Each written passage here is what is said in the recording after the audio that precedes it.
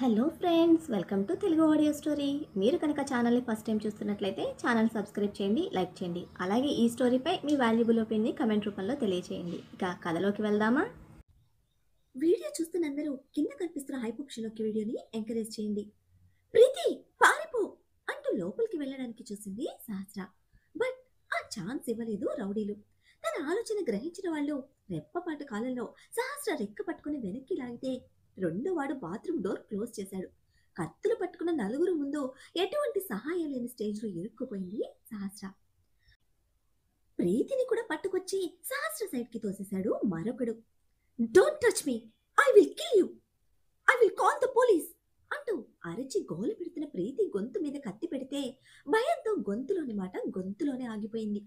కళ్ళతో కోపంగా చూస్తున్న ప్రీతి, బెదురుతున్న సహస్ర, ఇద్దరిని పేషెంట్ బెడ్ని చూసిన వాడు, పేషెంట్ బెడ్ మీద ఆ ఆంటీ ఏం చేస్తుంది అని సీరియస్గా అడిగాడు. వాడి నాలెడ్జ్ ప్రకారం పేషెంట్ బెడ్ మీద సహస్ర ఉంటుంది, సైలెంట్ గా పని పూర్తి చేసుకుని వెళ్ళిపోవాలి అనుకున్నాడు. బట్ వాడు వచ్చిన టైంకి పేషెంట్ బెడ్ మీద అమ్మాయికి బదులు ఆంటీ ఉండడం, ఇంతలోనే సహస్ర బయటకు రావడంతో ఇద్దరు అనుకున్న రూమ్ లో ముగ్గురిని చూసి కన్ఫ్యూజ్ అయ్యాడు.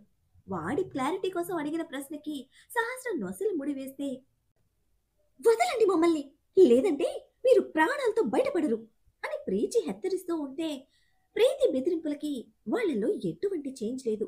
అన్నిట్లో ఆరితేరిన వాళ్ళ ఎటువంటి ఎమోషన్ లేకుండా ప్రీతిని బెడ్ మీదకి విసిరికొట్టి, దాని నోరు మూయండి అంటూ సహస్ర మీదకి వస్తూ ఉంటే భయంతో ఒక్కో అడుగు వెనక్కి వేస్తోంది సహస్ర. సహస్ర ముఖంలో భయాన్ని చూస్తూ కత్తి లోపల పెట్టిన వాడి కళ్ళు తన పొట్ట మీద నిలుస్తూ ఉండగా పిడికిలి బిగించిన వాడి ఆలోచన గమనించిన సహస్ర రెండు చేతులతో పొట్టను కవర్ చేసుకుంది. క్షణంలోనే అర్థమైంది, వాళ్ళు వచ్చింది తన ప్రాణం కోసం కాదు, తనలో పురుడు పోసుకుంటున్న ప్రాణాన్ని చిదివేయడానికి అని. మనిషిలా ఒక ఆడపిల్లలా భయపడిన తను ఆ క్షణం ఒక అమ్మలా మారిపోతే తెగింపు కొని తెచ్చుకున్న ఆ తల్లి మనసు భయాన్ని వదిలింది. వేగంగా వస్తున్న వాడి పిడికిలి దెబ్బ పొట్టకు తాకేలోపే రెప్పపాటు కాలంలో నేల మీద కూర్చుంది సహస్ర. బలంగా విసిరిన పిడికిలి గోడను తాకడమే సహస్ర అదిరి పడితే అంతే వేగంగా వెనక్కి తీసుకున్న చేతి నొప్పికి వాడి కోపం రెండింతలయ్యింది. గట్టిగా చేతిని బిగిస్తూ, నా నుంచే తప్పించుకుంటావా అంటూ కచ్చిగా సహస్ర జుట్టు పట్టుకుని పైకి లేపి ఆ కోపాన్ని తన చెంపల మీద చూపించాడు. అప్పటి వరకు తలుపులు తీయమని అరుస్తున్న మానస గారు నొప్పితో సహస్ర గొంతు నుంచి వినిపిస్తున్న అరుపులకి సైలెంట్ అయిపోతే, నా కోడల్ని ఏమీ చేయొద్దురా, మీకు పుణ్యం ఉంటుంది అంటూ లోపల నుంచి అర్థిస్తున్నారు. సహస్రను కొట్టడమే, తనని వదిలేయండి అంటూ దూసుకొచ్చిన ప్రీతిని మరొకడు ఫోర్స్ గా బెడ్ మీదకి తోసి తన ముఖాన్ని బెడ్ కి నొక్కి పెట్టేస్తే, కదలటం అరవడం కాదు కదా, కనీసం ఊపిరి తీసుకోవడానికి కూడా ప్రీతికి ఛాన్స్ లేదు. తన కోపం తీరే వరకు సహస్ర చెంపలు పగలకొట్టి పెదవులు చిట్లి రక్తం కారుతున్నా మెడ పట్టుకుని గోడకి నొక్కి పెట్టి గోడకి తగిలిన తన చేతిని చూసుకుంటూ మోకాలు పైకి లేపుతున్నా వాడి నెక్స్ట్ స్టెప్ ఊహించిన సహస్ర వాడికన్నా వేగంగా మోకాలు మడిచి క్లోజ్ గా ఉన్న వాడి సెంటర్ పార్ట్ మీద బలంగా కొట్టింది. అంతే, నవనడులు కదిలిపోతున్న నొప్పికి వాడు నేల మీద పడడమే ఆలస్యం. మిగతా ముగ్గురు అలర్ట్ అయ్యారు. ప్రీతిని వదలటమే ఫ్లోర్ మీదకి జారిపోయి కసాకసా దగ్గుతూ ఉంటే క్షణం కూడా ఆలస్యం చేయలేదు సహస్ర. ఇప్పటి వరకు బిగుసుకున్న గొంతులోకి బలంగా ఊపిరి తీసుకుని తన బెడ్ సైడ్ ఉన్న ఫ్లూయిడ్ స్టాండ్ చేతిలోకి తీసుకుంది. అదేమీ ఆయుధం కాకపోయినా అప్పుడు అంతకు మించి అక్కడ ఏమీ లేవు. సెంటర్ పార్ట్ పగిలి కింద పడి కొట్టుకుంటున్న వాడికి తగిలింది ఆడపిల్ల దెబ్బ కాదు కదా, అమ్మ దెబ్బ. ఇప్పుడప్పుడే లేచే పరిస్థితి లేదు వాడిలో. వాడిని దాటి తన మీదకు వస్తున్న ముగ్గురి మీదకు ఫ్లూయిడ్ టిన్ చేతిలోకి తీసుకుని ఐరన్ స్టాండ్ విసిరేసింది. అది పెద్ద దెబ్బ కాకపోయినా ఆ అదురికి బ్యాలెన్స్ తప్పి ఇద్దరు నేల మీద పడితే మూడోవాడు గోడకి తగిలి నిలదొక్కుని పడిన ఇద్దరిని దాటి మళ్ళీ సహస్ర మీదకు వెళ్ళాడు. వాడి చేతికి చిక్కకుండా నేల మీద జారిన సహస్ర బెడ్ కింద నుంచి దొర్లి అటువైపుకు వెళ్లడమే బెడ్ మీద నుంచి జంప్ చేసి సహస్రను పట్టుకోవడానికి చూసిన వాడి మెడలో ఫ్లూయిడ్ టెన్ సిరంజిలు దింపి తప్పించుకుని బయటకు పరిగెడుతూ ఉంటే అటువైపు కింద పడిన ఇద్దరు లేచి అందుకోవడానికి చూశారు. ఒక్క 2 క్షణాల దూరంలో సహస్ర చిక్కుతుంది అనగా, సహస్ర రన్ అని అరుస్తూ మెరుపుల మధ్యలోకి వచ్చింది ప్రీతి. ఇక వెనక్కి తిరిగి కూడా చూడలేదు సహస్ర. డోర్ తీసుకుని బయటకు పరిగెత్తితే ప్రీతిని తోసేసి లాక్ ఫెయిల్ అయిన డోర్ తీసుకుని సహస్ర వెంట పడ్డారు వాళ్ళు. అది ఎటువంటి నమ్మకమో తెలియదు కానీ అభి అని అరుస్తూ లిఫ్ట్ యూజ్ చేసి కింద లాబీలోకి వచ్చి పరుగులు పెడుతున్న సహస్రను రెండు చేతులు ఎదురుగా వచ్చి బలంగా ఒడిసి పట్టుకున్నాయి. అదిరిపడుతున్న దేహంతో అలసిపోతున్న ప్రాణంతో తల ఎత్తి చూసిన సహస్ర కళ్ళకు అభి మొహం కనిపించడమే సన్నగిల్లుతున్న ప్రాణం శక్తి పుంజుకున్నట్టు విప్పారింది తన మొహం. సేవ్ మై బేబీ అంటూనే వాలిపోతున్న సహస్ర కనుగుడ్లు చివరిగా చూసిన ఆకారం దీపక్. తన చేతిలో స్పృహ తప్పిన సహస్రను భద్రంగా గుండెలకు హత్తుకొని రుద్రుడి నిలబడ్డ అభి ముందుకు వచ్చి ఆగారు తనని వెంటాడుతున్న తోడేళ్లు. సన్నగా వినిపిస్తున్న మాటలకు బరువుగా ఉన్న కళ్ళను నెమ్మదిగా తెరవడానికి సహస్ర ట్రై చేస్తూ ఉంటే, నిజంగా అదృష్టమని చెప్పాలి. మీరు రూమ్లో ఉంటే తన గొంతు మీకు వినిపించేదే కాదు.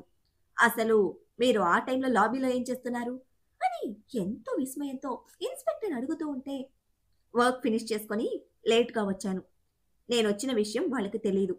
ఆ టైంలో వాళ్ళని డిస్టర్బ్ చేయటం ఇష్టం లేక కింద లాబీలోనే ఉండిపోయాను అని అభి చెప్తున్న మాటలు వింటూ పూర్తిగా కళ్ళు తెరిచిన సహస్ర నిండా కంగారు భయంతో వణికిపోతూ లేచి కూర్చున్న తన రెండు చేతులు ఆబగా పొట్టని తడుముకుంటున్నాయి.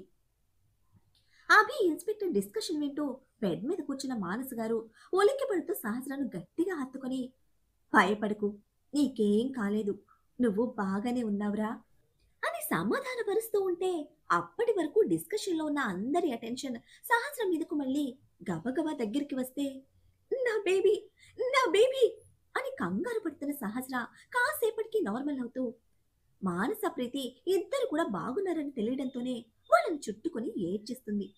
తనని ఓదార్చుతూనే తన దుఃఖానికి భయానికి కారణమైన ఆ పరిస్థితికి అందరిలోనూ కోపం. పాల నునుపుతో పసిమి ఛాయితో ఉండే సహస్ర చెంపలు ఆ తోడిల చేతి దెబ్బల గుర్తులతో వాచిపోయున్నాయి. పగిలిన పెదవి ఊపి గెడ్డ కట్టిన రక్తపు చారికలు, ముఖమంతా దెబ్బలు, ఒళ్ళంతా గేరుకుపోయి మోచెప్పుల కొట్టుకుపోయిన గాయాలు. అయినా తనలోని ప్రాణం భద్రంగా ఉందన్న కన్నీళ్ల సంతోషంతో ఉంది సహస్ర. ఇంతమంది ఉన్నాము, ఇంత స్టేటస్ ఉంది, హాస్పిటల్ సెక్యూరిటీ, పర్సనల్ సెక్యూరిటీ అంతా ఉండి కూడా తమ కోడలికి ఈ పరిస్థితి అని మొదటిసారి ఆవేశంతో రగిలిపోయారు జయదేవ్. సహస్ర నార్మల్ అయ్యాక తన స్టేట్మెంట్ తీసుకొని బయటకు వచ్చాడు ఇన్స్పెక్టర్.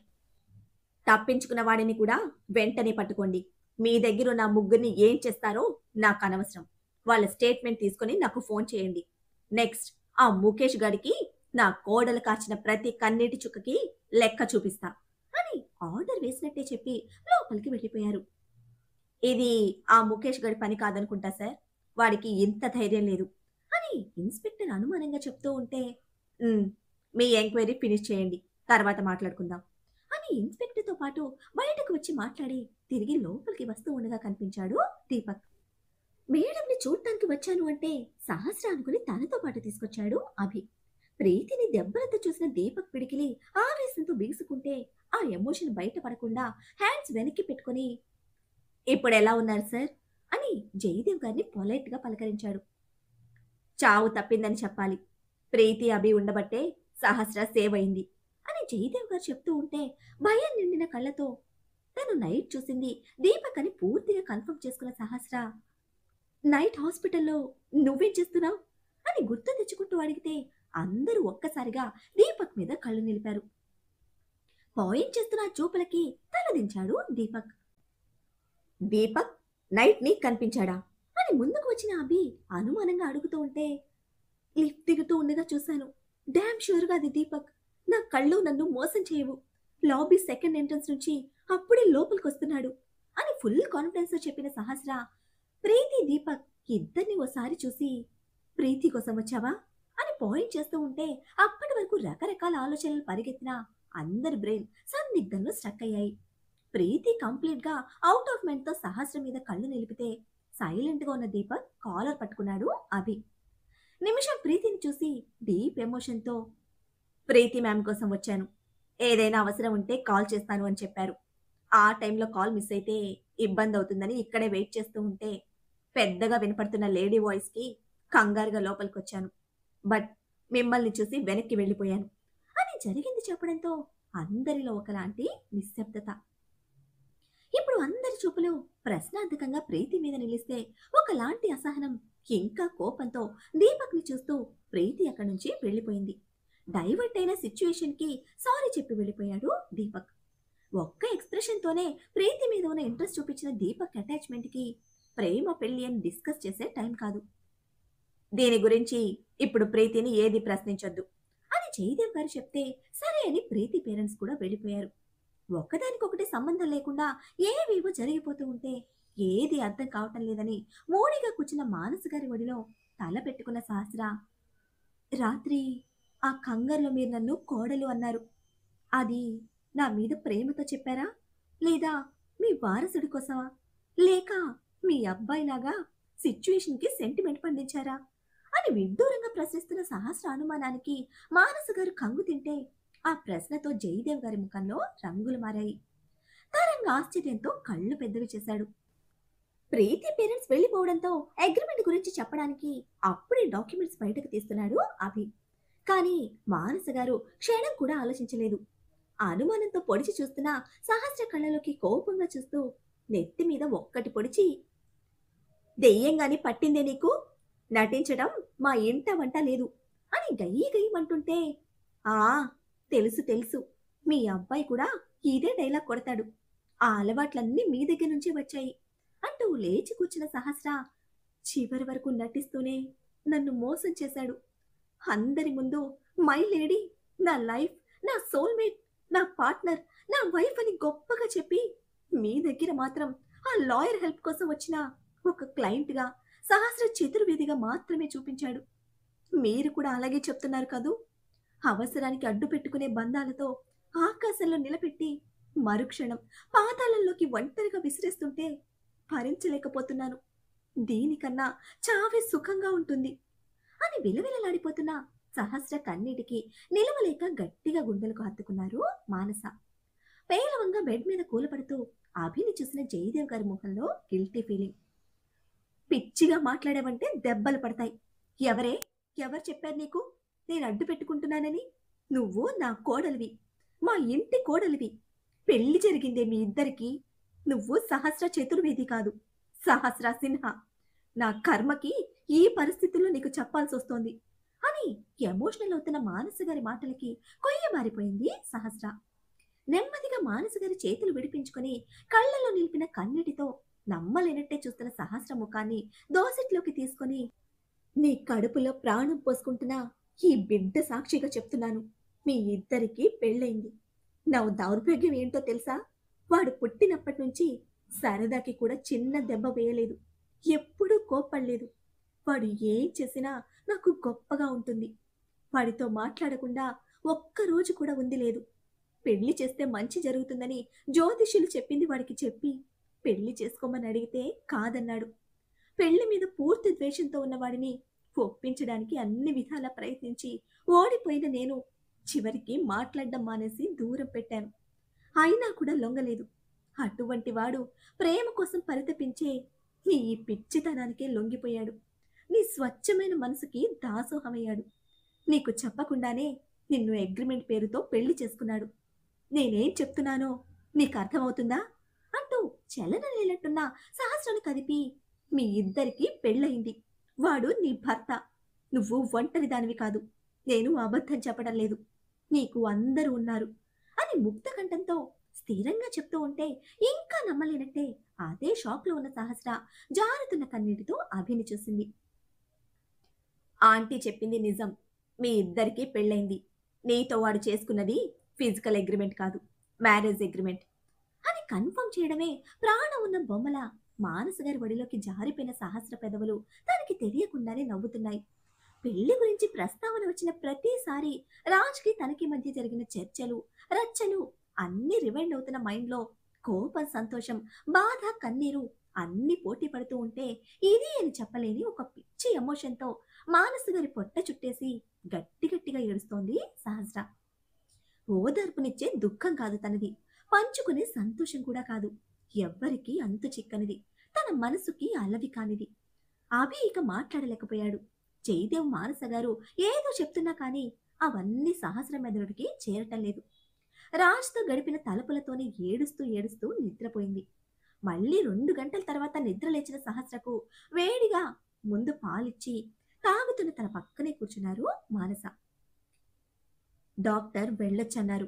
నువ్వు పాలు తాగి మొహం కడుక్కుంటే ఇంటికి వెళ్ళిపోదాం అంటూ చెప్తున్న మానస గారి కళ్ళు మొహం ఎర్రగా ఉబ్బిపోయుంటే జయదేవ్ గారి మొహం కూడా అంతే నీరసంగా ఉంది. ఇక అభి సంగతి అయితే చెప్పక్కర్లేదు. అసలు తింటున్నాడో లేదో కూడా తనకి తెలియదు. బిక్క మొహంతో పక్కనే తరంగ్ నలుగురిని ఓసారి చూసి, మీరిలా ఉంటే నేను మీతో రాలేను, ఫామ్ హౌస్కి వెళ్ళిపోతాను అంది ఖచ్చితంగా. ఆ మాటతో కోపం వచ్చిన మానస గారు కాళ్ళు విరిగిపోతాయి అని అరుస్తూ ఉంటే ఆవిడని ఆపి, ఇప్పటికే జరిగిన దానికి చాలా కుమిలిపోతున్నా సహస్ర. నీ ముందు నిలబడ్డానికి కూడా మాకు మోకం చెల్లటం లేదు. వాడు చేసిన తప్పుకి మమ్మల్ని దూరం పెట్టకు. ఏదైనా కలిసి అనుభవిద్దాం అని చెప్తూనే ఉన్నారు జయదేవ్ గారు. రాజ్ ఏ తప్పు చేయలేదు మావయ్య అంటూ ఒకలాంటి గాంభీర్యాన్ని చూపిన సహస్ర స్థిరత్వానికి ఆగిపోయారు జయదేవ్. నాకు రాజ్ మీద కోపం మాత్రమే ఉంది. తప్పు చేశాడని దూరం పెట్టే ద్వేషం లేదు. ఏదైనా కలిసి అనుభవిద్దాం. దానికన్నా ముందు వాడికి నా కోపం తెలియాలి అంది స్థిరంగా నిర్ణయించుకున్న దానిలా. నీ కోపం పోవడానికి మేం ఏం చేయాలో చెప్పు, నువ్వేం చెప్పినా చేస్తాం అంటూ వెంటనే మానస గారు చంపకు చేతిని చేర్చి లాలనగా అడుగుతూ ఉంటే, నాకు ఒక లాయర్ కావాలి అంటూ జయదేవ్ గారికి చెప్పి అభిని చూసింది సహస్ర. సహస్ర బ్రెయిన్లో ఏం రన్ అవుతుందో తెలుసుకునే పనిలో పడ్డాడు అభి. తన నిర్ణయం ఏదైనా సరే పూర్తిగా సపోర్ట్గా నిలబడాలన్నా జయదేవ్ మానస గారు ఇద్దరిలో మరో ఆలోచన లేదు. వాడితో మనకి అవసరం లేదు. సిటీలో ద బెస్ట్ లాయర్ని నేను తీసుకొస్తాను అంటూ సీరియస్గా చెప్తున్న జయదేవ్ గారి మాటలకి అడ్డుపడుతూ, నాకు ఈ లాయరే కావాలి అని తేల్చి చెప్పింది సహస్ర. అది వింటున్న అభి కనుబొమ్మలు ముడిపడుతూ ఉంటే, ఫస్ట్ నీకు అగ్రిమెంట్ గురించి పూర్తిగా చెప్తాను, అది విన్నాక డెసిషన్ తీసుకో అని అగ్రిమెంట్ చదవబోతూ ఉంటే, మిస్టర్ అభినవ్, లాయర్గా అది మీకు అవసరం. నా భర్త గురించి పూర్తిగా తెలిసిన నాకు దానితో ఎటువంటి అవసరం లేదు అని ఒక్కటే మాటగా చెప్పింది. అది కాదు సహస్ర, ఆ టైంలో వాడి సిచ్యువేషన్ వేరు. వాడు దూరం అయిపోతే ఆంటీ అంకుల్ ఏమైపోతారోనన్న భయంతో ఎటువంటి నిర్ణయం తీసుకున్నాడు. జీవితం మీద ఏ ఆశలు లేక చావాలనుకున్న నువ్వైతే అన్ని విధాలా బాగుంటుంది అనుకున్నాడు అని ఆ టైంలో రాజ్ ఆలోచన ఎక్స్ప్లెయిన్ చేస్తూ ఉంటే, మావయ్య ఆ సోదంతా నాకు అవసరం లేదు. లాయర్గా తన ఫీజు ఎంతో ఫైనల్ చేయండి అని అభికి మరో మాట మాట్లాడే ఛాన్స్ కూడా ఇవ్వకుండా ఇంటికి స్టార్ట్ అవుదామంటూ వాష్రూంలోకి వెళ్ళింది సహస్ర. తను చెప్పేది వినడానికి కూడా ఇష్టపడని సహస్ర నిర్లక్ష్యం అభికి చాలా కష్టంగా అనిపిస్తుంది. అది నిర్లక్ష్యం అనడం కన్నా తన మనసు అంతగా విరిగిపోయిందనడం బాగుంటుంది. అలాగే జయదేవ్ మానస గారు కూడా ఏది మాట్లాడలేని పరిస్థితి కావడంతో ఫార్మాలిటీస్ ఫినిష్ చేసుకుని ఇంటికి రీచ్ అయ్యాక లోపలికి రావద్దు అన్న జయదేవ్ గారి మాట గుర్తొచ్చి గుమ్మంలోనే నిలిచిపోయిన అభి సహస్రను మళ్ళీ అడిగాడు, క్షమించగలవా నన్ను అంటూ. రాజ్ మీద నా కోపాన్ని తీర్చుకోవడానికి లాయర్గా నా పక్కన నిలబడగలవా అని అంతే సూటిగా అడిగింది సహస్ర. ఇప్పుడు అంతకు మించి మరొక దారి లేదు. ఇలా అయినా అవకాశం దొరికితే అది అందరికీ మంచిదేగా అని అదే ఆలోచనతో నిలబడతాను అని అభి స్థిరంగా చెప్పడమే, లాయర్గా నిన్ను క్షమిస్తాను, బట్ ఒక అన్నగా నిన్ను తిరిగి యాక్సెప్ట్ చేయాలంటే ఆడపడుచుగా క్యూటీని గిఫ్ట్గా ఇవ్వు. అప్పటి వరకు లాయర్గా నీ డ్యూటీ మాత్రమే చెయ్యి అని చెప్పిన సహస్ర కనీసం వెనక్కి తిరిగి కూడా చూడకుండా వెళ్ళిపోతూ ఉంటే 2 రోజుల్లో క్యూటీ బేబీ పెళ్లి. ఇప్పటి వరకు అసలు ఆలోచన లేదు అభికి. తనను ప్రేమిస్తున్న పిల్ల గురించి తనకు లేని ఆలోచన సహస్ర నోటి నుంచి బెదిరింపుగా వింటున్న అభి పెదవుల మీద సన్నటి నవ్వు. గుండెల మీద కుంపటిలా ఉన్న అన్ని ప్రశ్నలకి చిటికలో సమాధానం చెప్పి వెళ్ళిపోతున్న హంసపాప వదిలిన ప్రశాంతతలో అదే నవ్వుతో అభి తిరిగి వెళ్ళిపోతే లోపలికి వెళ్ళాలా వద్దా అన్న సందిగ్ధంలో గుమ్మంలోనే కొట్టుకుంటున్న తరణ్ నెత్తి మీద మొట్టికాయ పొడిచి లోపలికి లాక్కెళ్ళింది సుజాతమ్మ. నెక్స్ట్ డే మార్నింగ్ 11:30కి తనతో గొడవ పడ్డ ఖైదీల నడ్డి విరిచి వాళ్ళతో మొక్కలు పెట్టిస్తున్న రాజ్కి, మిమ్మల్ని కలవడానికి ఎవరో వచ్చారు సార్ అని కానిస్టేబుల్ చెప్పడమే చిట్లించిన కళ్ళతో చిరాగ్గా ఓ చూపు చూశాడు. Now starts the turn of Sahasra. ఎంతగా ఆడుకున్నాడు రాజ్ తన బలుపు మెంటల్ చూపించి. ఇప్పుడు మన హంస పాప బలుపు బాబు మనసును పెట్టే హింస ఏ లెవెల్లో ఉండబోతోందో మరి. ఇప్పటిదాకా మకుటం లేని మహారాజులా తన హృదయ సామ్రాజ్యాన్ని పాలించిన రాజ్ ఇప్పుడు సహస్ర ప్రేమకు బానిసై తన ఆజ్ఞను శిరస వహిస్తాడా? యుద్ధానికి వ్యూహం రచించే మంత్రిగా మారిన అభి వ్యూహం ఏంటి? తన ఇంటి నుంచే తనపై యుద్ధానికి తరలి వస్తున్న సైనికులు చతురంగ బలాల చేతిలో ఈ రాజ్కి ఓటమి తప్పదా? బంధాలలో ఓడిపోవడమే నిజమైన గెలుపు. ఆ గెలుపు రుచి చూపిస్తుందా సహస్ర? ఏం జరుగుతుందో తెలియాలంటే నెక్స్ట్ ఎపిసోడ్ ని ఫాలో చేయండి. అలానే ఈ ఎపిసోడ్ ని లైక్ చేయడం మాత్రం మర్చిపోకండి. Bye friends.